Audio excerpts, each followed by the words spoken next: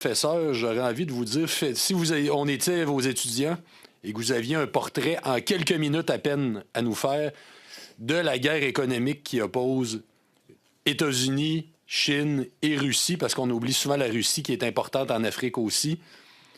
Puis je crois que la France-Afrique, c'est pas mal une chose du passé, c'est pas mal quelque chose de terminé. Mais bref, le portrait des affrontements, on pourrait dire, entre les empires présentement sur le continent africain.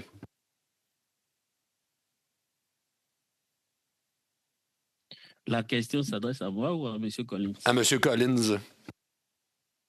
Je reviens vers vous dans un instant. Je commence. Je serai bref. Ce serait bien de répondre à votre question avec une carte.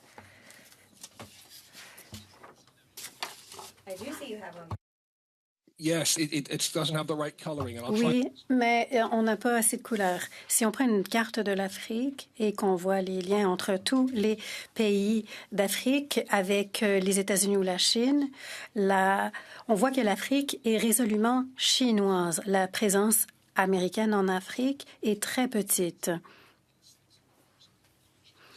C'est une décision consciente de la part des États-Unis de se retirer.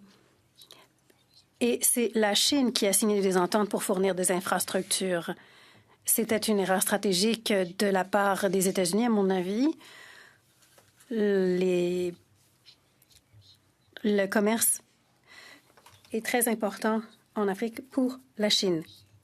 Donc, l'influence de la Russie, ça reste à déterminer. On va voir quelles sont les obligations des pays africains envers la Chine sur le long terme.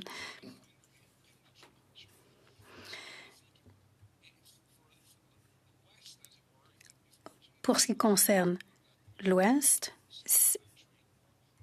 si on s'inclut dans le côté occidental, le Canada a une tâche difficile.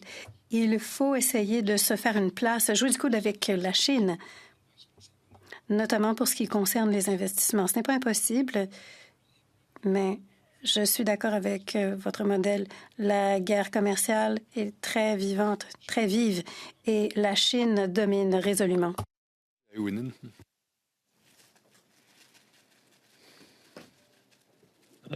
Pour répondre à la même question. Vous voulez que je répète la question? Non, je voulais savoir, est-ce que c'est la Oui, pour l'instant, oui, ou quoi que ce soit que vous auriez ajouté qui serait quand même dans la même lignée. Là. Oui, mon positionnement est un peu différent.